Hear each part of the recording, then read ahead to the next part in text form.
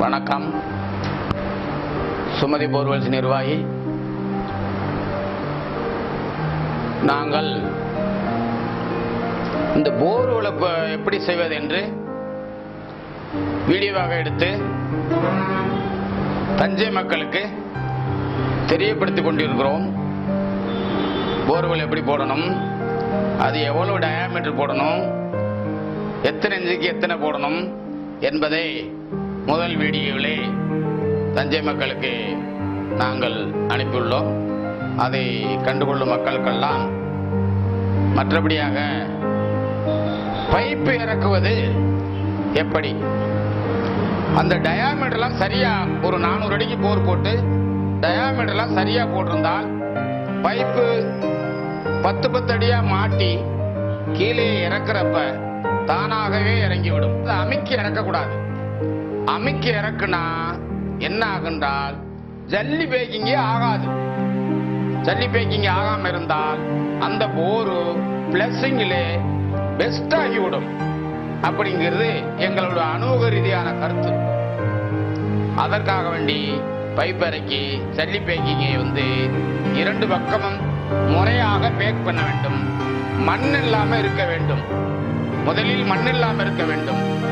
முன்னாடி சொன்னது மாதிரியே 6 mm 8 mm 10 mm அந்த ஜல்லியை மிஸ் பண்ணி அந்த போருக்குள்ளே போடுறப்ப 2 சைடும் பேக் பண்ணா ஈவனாக பேக் ஆகுங்கிறது எங்களுடைய அனுபவ ரீதியான கருத்து. இந்த ஜல்லி எப்படி மண் இல்லாம போக வேண்டும் அப்படி என்றால் அதை பிரித்தெடுக்கும் முறையிலும் ஒரு வீடியோவாக எடுத்து உங்களுக்கு தெரியப்படுத்தியுள்ளோம். அதை எப்படி மண் இல்லாமல் எடுக்க வேண்டும், பெருசை எப்படி பிரிக்க வேண்டும், சிறியதை எப்படி பிரிக்க வேண்டும், நமக்கு தேவைப்படுறதை எப்படி பிரிக்க வேண்டும் அப்படிங்கிறது அதையும் ஒரு வீடியோவாக எடுத்து தெரியப்படுத்தியிருக்கிறோம். நீங்க அதை கண்டு அந்த முறைகளை எல்லாம் கடைபிடித்து போர்வெல் நல்லபடியாக அமைத்தீர் என்றால் உங்கள் பணம் நஷ்டம் ஏற்படாது என்பது எங்களுடைய அனுபவ ரீதியான கருத்து. இதற்கு உதாரணமாக அந்த டயாமீட்டர்லாம் கரெக்டா போடணுங்கிறதும் ஜல்லியை சலிச்சு போடணுங்கிறதும் மழை காலங்கள்ல சல்லி சலிக்க முடியாது. அதற்கு என்ன வேண்டும் என்றால் கொண்டாந்த சல்லியை தண்ணியால் கழுவி எடுத்து அதை அந்த போர் உள்ளே போட வேண்டும். அப்படி போட்டால்தான் அந்த போர் முறையாக அமையும். இல்லை என்றால் போர் ஃபெயிலர் ஆகிவிடும் என்பதை முன் வீடியோவில் சொன்னது போல இப்பவும் அது ஒரு கருத்தாக எங்க கம்பெனி சார்பாக அதை தெரியப்படுத்துகிறேன். நன்றி, வணக்கம்.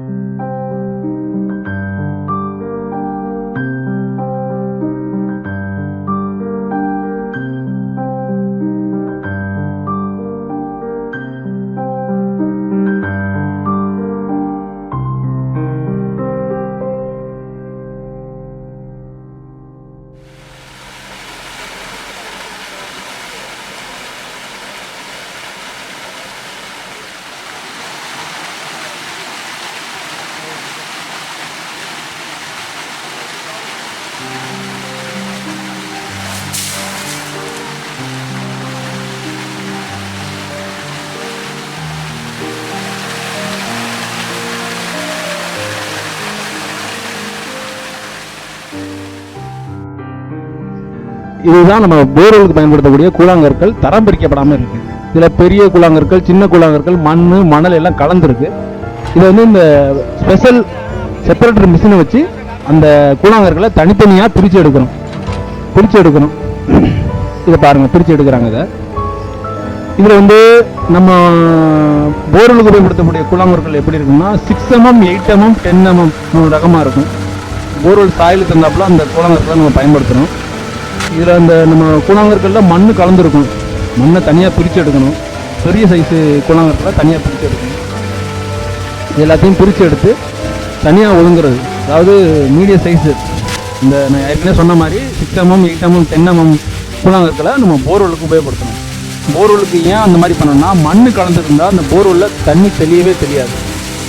அதனால் அந்த மண் இல்லாமல் தூய்மையான கூழாங்கற்களை நம்ம ஃபில்ட்ரு பண்ணி எடுத்து அதை வந்து நம்ம போர்வெல்ல வந்துடுவோம்.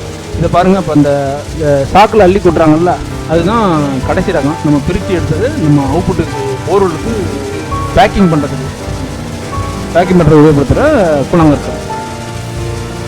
இது இப்போ பார்த்தீங்கன்னா இதில் மண் தனியாக ஒதுங்கி பாருங்கள். மண் தனியாக கீழே போயிடும். பெரிய ரகம் வந்து பின்னாடி வந்து வருவோம். அவங்க சாக்கில் பிடிக்கிறது வந்து அதான் இதில் வந்து கூழாங்கற்கள் இது வந்து பர்ஃபெக்டாக பிரித்தது நம்ம போர்வெலுக்கு உபயோகப்படுத்துகிற கூழாங்கற்கள். இதில் வந்து மண் கொட்டுது பாருங்கள். மண் கொட்டுறதை வெளியே அப்புறப்படுத்துகிறாங்க. ஒரு யூனிட்டுக்கு எப்படியும் 4 யூனிட் வந்து மண் வந்துடும். ப்ளஸ் வந்து இந்த 4 யூனிட் வந்து இந்த பெரிய கூழாங்கற்கள் வந்துடும். இதுதான் சலித்த மண். இது பெரிய கூழாங்கற்கள். இப்போ இதுதான் பெரிய ரக கூழாங்கற்கள். இது பிரித்து எடுத்தது. இதை பயன்படுத்தி நம்ம கிணறுகள், அந்த கிணறு பழைய கிணறு இருக்குல்ல, அந்த கிணறை வந்து நம்ம மழைநீர் சேர்ப்பு தொட்டியாக மாற்றிக்கலாம். மழைநீர் சேர்ப்பு தொட்டினா மழைநீர் மழை பெய்யல அது ஸ்டோர் ஆகிக்கிறோம். அது இல்லாமல் நம்ம உபயோகப்படுத்தக்கூடிய பாத்திரம் விளக்குற நீர், குளிக்கிற நீர், அதெல்லாம் அதில் விட்டிங்கன்னா உங்களோட வாட்டர் லெவல் வந்து மெயின்டைன் ஆகிட்டே இருக்கும். எப்போவுமே வாட்டர் லெவல் இறங்காது. இந்த பெரிய ரக கூழாங்கற்களை பயன்படுத்தி எப்படி அந்த மழைநீர் தொட்டி அமைக்கலாங்கிறத நெக்ஸ்ட் வீடியோவில் பார்க்கலாம். நன்றி, வணக்கம்.